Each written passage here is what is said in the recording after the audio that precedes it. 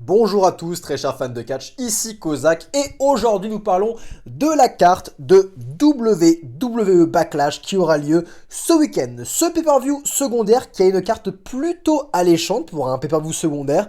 7 matchs de catch seulement, une carte assez faible, assez courte, où je pense que nous aurons 5 matchs qui dureront entre 20 et 30 minutes, ainsi que 2 petits matchs qui dureront entre 5 et 10 minutes. C'est ma prédiction par rapport à la carte pour un pay-per-view qui durera sûrement 3 heures. Un pay-per-view de secondaire, de transition, qui franchement me hype un petit peu. Comme d'habitude, si vous connaissez le concept, je ne fais pas des prédictions sur ce qui va arriver, je fais plutôt des... Je vous dis qui c'est que je ferai gagner, comment je bookerai ce show avec la carte actuelle. Qui c'est que je ferai gagner par rapport au talent du catcheur, à ce qu'on peut faire avec lui par rapport à la suite. Et je parle de ces matchs dans l'ordre du match qui me hype le moins au match qui me hype le plus. Le match qui me hype le moins de cette carte est pourtant un match que j'ai quand même assez envie de voir, qui m'intrigue un petit peu. C'est pour vous dire que cette carte n'est absolument pas catastrophique, elle est même plutôt intéressante. C'est Bianca Belair face à Io Sky pour le Raw Women's Championship. Si ce match me hype le moins, c'est parce que il n'y a pas eu de construction vraiment très bonne pour cette rivalité. Je n'ai pas eu une rivalité construite, je ne vois pas vraiment d'animosité entre Bianca Belair et Io Sky, et ça a souvent été la faiblesse de Bianca Belair, c'est-à-dire que oui, sur un ring, techniquement, elle est extrêmement forte, extrêmement athlétique, elle propose toujours du très bon catch féminin. En revanche, en construction de programme, de construction d'animosité, de builder de l'argent, de construire des rivalités, Bianca Belair n'a jamais été très forte à ce niveau-là. Donc malheureusement, encore une fois, je pense que ce match sera de l'acabit de son match à WrestleMania, c'est-à-dire un bon match techniquement parlant, beaucoup de choses qui vont se passer assez sympathiques sur un ring pour des femmes. Mais voilà, je vais pas être emporté plus que ça, je pense pas que ce match va transcender l'histoire, il sera même sûrement assez oubliable. Évidemment, il faut faire remporter Bianca Belair puisque je ne vois aucunement Io Sky devenir championne et prendre la victoire face à Bianca. Bianca doit conserver son titre, on doit voir cette affiche, Rhea Ripley face à Bianca Belair pour définir la seule et unique championne. Et il faut que Bianca Belair conserve son titre jusqu'à ce match, c'est très important selon moi. Donc évidemment, une victoire de Bianca Belair. Est-ce que le damage control va se splitter? Peut-être. En tout cas, si ça arrive, Io Sky va sûrement avoir une carrière solo peut-être plus intéressante que Dakota Kai qui n'est clairement pas prête pour être en solo. Donc s'il y a split, j'espère que Io Sky sera la seule sortie du damage control et que Bayley gardera Dakota Kai comme allié. Parce que sinon Dakota Kai va être complètement perdue et va être obligée de se faire renvoyer de WWE parce qu'on ne pourra plus rien faire avec elle. Elle n'est pas assez suffisamment intéressante par rapport au reste du roster féminin. Io Sky en face, il y a peut-être quelque chose qui peut se faire de sympathique. Nous verrons bien. Second match qui me hype le moins, et pour une autre raison, c'est Rhea Ripley face à Zelina Vega. Si vous me connaissez, vous savez que Rhea Ripley est selon moi la plus grande catcheuse à l'heure actuelle féminine. C'est clairement la meilleure en termes, c'est le full package, c'est l'aura, c'est le selling, c'est la carrure, c'est la shape, c'est le charisme, c'est la promo, c'est les offenses, c'est la mentalité dans le ring, bref, Rhea Ripley c'est le full putain de package. Et elle, contrairement à Bianca Belair, elle peut construire des programmes puisqu'elle a une bonne promo. Et à vrai dire, ce match, je vous ai parlé de 2 matchs que j'aimerais qu'ils soient extrêmement courts. J'aimerais que ce match soit extrêmement court et ne dépasse pas les 10 minutes. Je ne veux pas que Rhea Ripley squash Zelina Vega qui, soyons honnêtes, n'a aucune chance de battre Rhea Ripley au bout d'un moment. Je ne veux pas que ce soit un squash, il faut quand même que Rhea Ripley mette en avant Zelina Vega parce que Zelina Vega peut être mise en avant. On l'a vu dans la construction, elle peut surprendre Rhea Ripley en la contrant avec des Hurricane Rana, des DDT pris d'un peu en surprise. Et bien sûr, c'est ce qui va se passer dans ce match. Mais il faut qu'à partir du moment où Rhea Ripley met les mains sur Zelina Vega et parvient à lui mettre une offense un peu destructrice, qu'après ça, elle ne la lâche plus et qu'elle la décime. Ce match, Rhea Ripley vient d'être victorieuse, vient d'avoir ce championnat.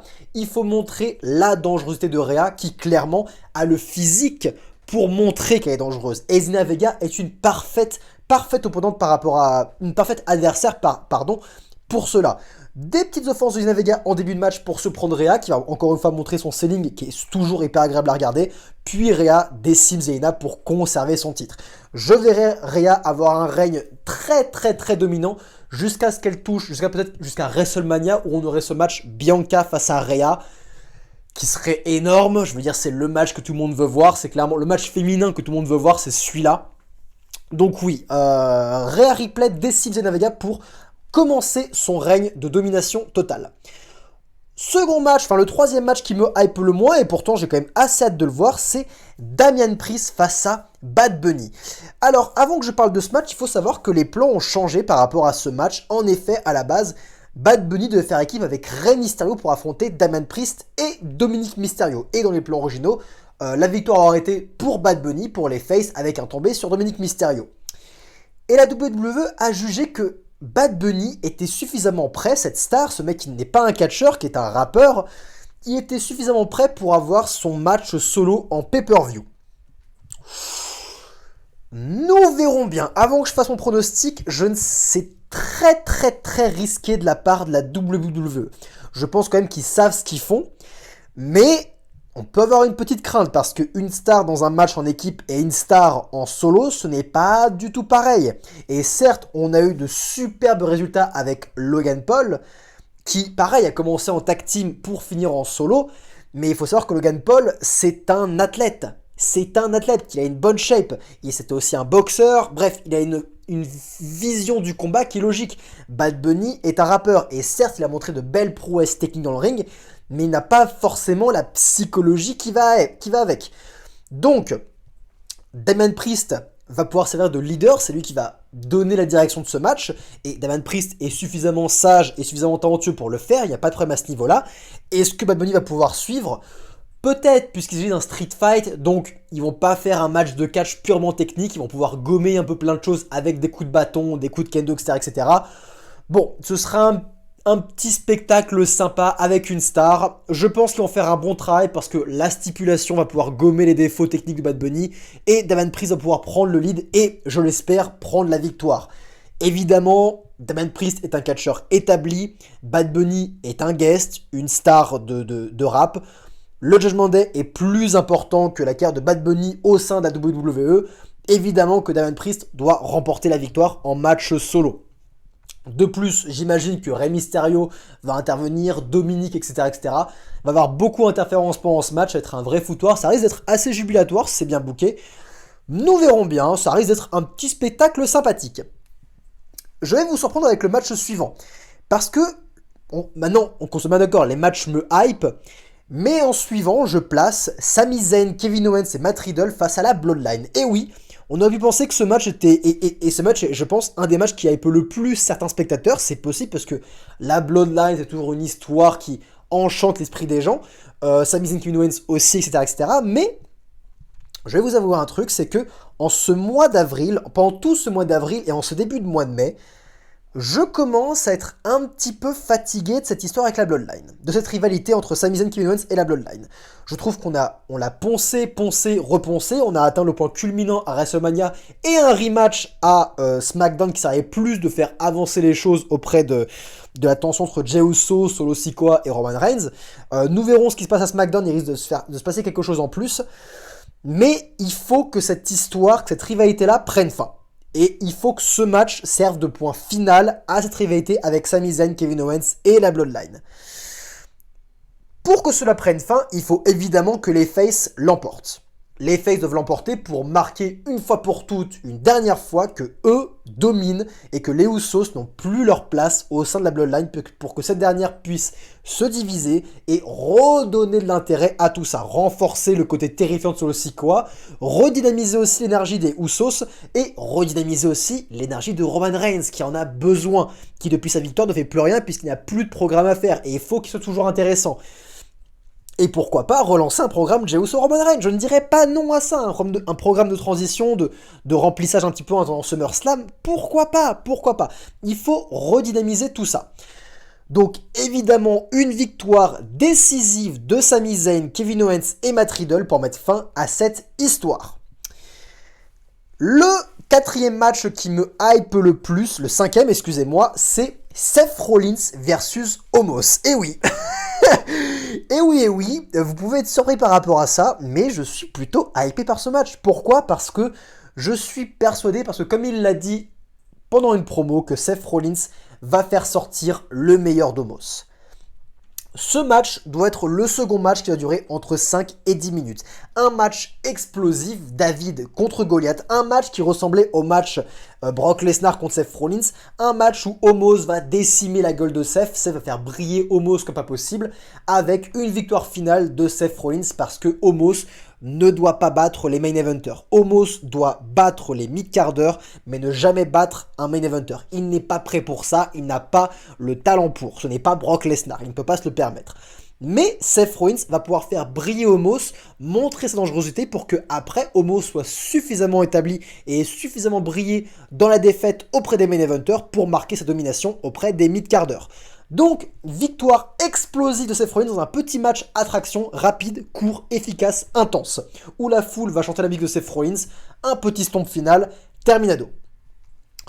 L'avant-dernier match qui, je pense, sera l'opener, je pense qu'ils vont mettre ça en opener parce que ça risque d'être assez explosif, c'est Austin Theory qui défend son titre des États-Unis face à Bobby Lashley, face à Bronson Reed dans un triple threat.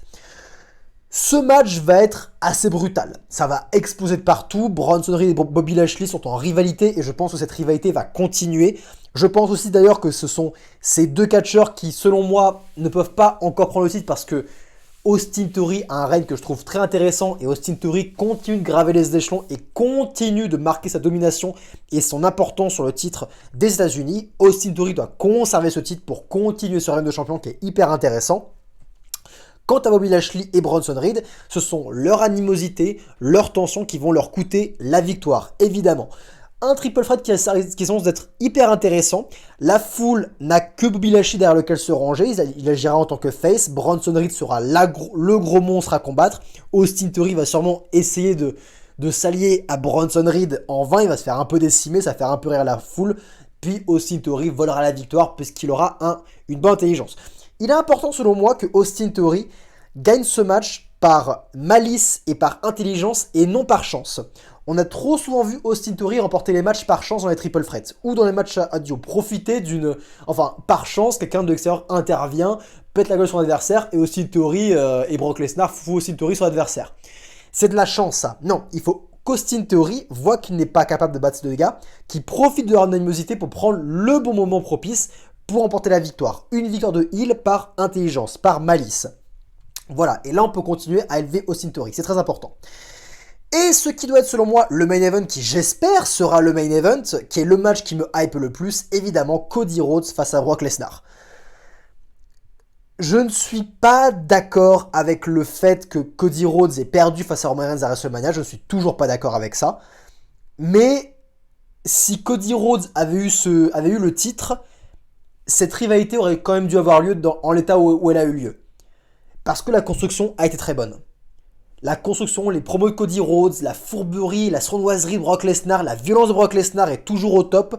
Les comebacks, les promos de Cody Rhodes pour surmonter l'insurmontable et se battre face à Brock Lesnar. Enfin, c'était excellent. La sécurité qui avait du mal à arrêter les deux personnes. Du classique, mais du classique extrêmement bien raconté. Maintenant, le résultat. Il est primordial, il est extrêmement important que Cody Rhodes remporte ce match. Il est extrêmement important que Cody Rhodes remporte ce match. C'est vital. Là, c'est vital. Le mec est parvenu à garder un peu de sa hype suite à sa défaite climatique à WrestleMania. La foule aurait pu se désintéresser de lui. La plupart l'a fait. Mais le mec s'est battu, s'est accroché pour survivre à une défaite climatique et un tabassage au Raw après WrestleMania. Le mec est revenu on fire plus que jamais avec des promos incroyables pour regagner la foule. Le mec a réussi à conserver la foule, conserver la hype. Au bout d'un moment, il ne peut pas faire de miracle. S'il prend encore une défaite aussi violente face à quelqu'un, la foule va se désintéresser de lui parce qu'elle ne pourra pas se ranger derrière lui. On doit croire en Cody Rhodes pour être celui qui va potentiellement vaincre Roman Reigns. Et pour cela, il faut qu'il batte Brock Lesnar. C'est primordial qu'il ait une énorme victoire pour effacer un peu sa défaite à WrestleMania. Pour que lui aussi, dans le kayfabe, dans l'histoire de son personnage, qu'il reprenne du feu. Qu'il reprenne ce feu. Oui, j'ai battu Brock Lesnar. Le seul adversaire que j'ai, la seule péripétie qui me reste, c'est Roman Reigns. Et je vais avoir mon rematch, je vais me battre pour l'avoir. Je ferai tout ce qu'en pouvoir pour l'avoir. Voilà, c'est tout. Donc, ce match va être extrêmement bon. Brock Lesnar, quand il a envie de travailler avec des gens, il fait du putain de bon catch. Il a un storytelling qui est génial. Il excelle dans le rôle du heel, Brock Lesnar, qui décime ses adversaires. Il excelle. Et Cody Rhodes, il excelle dans le rôle babyface qui se bat contre la montagne. Les deux vont être dans leur élément. Les deux vont avoir envie de bosser ensemble. Ça se voit avec ce qu'a fait Brock Lesnar dans les promos. Il a envie de bosser Cody Rhodes, ça se ressent. Cody Rhodes aussi. Ça va être un putain de match. Ça va être un putain de match. Il ne faut pas faire de trop de surprises dans ce match. Beaucoup de gens attendent une victoire de Cody Rhodes. Ils ont déjà fait quelque chose de surréaliste, d'imprévu avec la victoire de Roman Reigns à WrestleMania. Là maintenant, il faut calmer ça. Il faut calmer le fait de la surprise. Il faut faire du cliché. Il faut faire quelque chose que les fans attendent puisque c'est primordial pour Cody Rhodes. Maintenant, c'est primordial. Même si c'est attendu, même si les gens l'attendent, ce n'est pas grave. Il y a toujours le doute avec Brock Lesnar. Il y a toujours le doute. Un F5 et ça peut être terminé à tout moment. Donc, pas d'imprévu, pas de quelque chose d'unique, de surprise. Brock Lesnar l'emporte. Wouhou. Non, pas de ça. Une victoire de Cody Rhodes décisive sur Brock Lesnar au milieu du ring. 1, 2, 3. Ça va être un énorme match. Il va devoir se dépasser pour obtenir cette victoire, mais il faut qu'il l'obtienne. Et c'est tout pour Backlash. Franchement, un pay-per-view secondaire, mais avec un main event qui s'annonce être un banger. Un match en triple threat du titre des États-Unis qui s'annonce être assez spectaculaire. Tout comme un match à stipulation avec un guest qui s'annonce très sympathique. Des petits squash avec Rhea Ripley contre Zelina Vega, enfin des petits matchs courts, ainsi qu'un match attraction avec Seth Rollins contre Omos. Un match technique féminin Bianca Belair contre Io Sky, et un match où l'histoire prend le dessus avec la Bloodline face à Sami Zayn, Kevin Owens et Matt Riddle. Une carte très bien remplie, complète, variée, ça va être très sympathique. En tout cas, dites-moi le match qui vous hype le plus ou qui vous hype le moins, je regarderai tout ça, et si vous avez des questions ou si vous voulez échanger avec moi, n'hésitez pas à le faire en commentaire, je répondrai à vos messages. C'est tout pour moi, c'était Kozak, prenez soin de vous, bande de fans de catch, et passez un très bon Backlash.